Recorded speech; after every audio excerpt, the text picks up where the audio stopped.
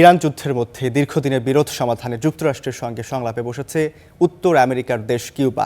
শুক্রবার দেশটির president Miguel Diaz ও ক্যানেল সংবাদ সম্মেলনে জানান, সম্প্রতি কিউবার কর্মকর্তারা ওয়াশিংটনের প্রতিনিধিদের সঙ্গে বৈঠক করেছেন। তিনি জানান, বৈঠকে দুই দেশের প্রধান মতপার্থক্য ও সেগুলোর সমাধান নিয়ে আলোচনা হয়েছে।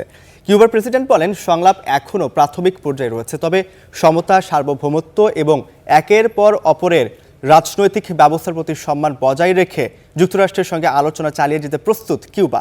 একই সঙ্গে তিনি অভিযোগ করেন, যুক্তরাষ্ট্রের জ্বালানি অবরোধ কিউবার উপর বড় ধরনের চাপ তৈরি করেছে। তার দাবি, গত ৩ মাসে দ্বীপ দেশটিতে কোনো তেলবাহী জাহাজ পৌঁছায়নি। ভেনেজুয়েলার প্রেসিডেন্ট নিকোলাস মাদুরোকে মার্কিন বাহিনী তুলে নেওয়ার পর কিউবার উপর নিষেধাজ্ঞা দেয় যুক্তরাষ্ট্র। বন্ধ হয়ে যায় তেল সরবরাহ, ফলে দ্বীপ দেশটি পড়েছে চরম জ্বালানি সংকটে। এদিকে কিউবা ও যুক্তরাষ্ট্রের মধ্যে শুরু হওয়া সংলাপকে স্বাগত জানিয়েছে জাতিসংঘ।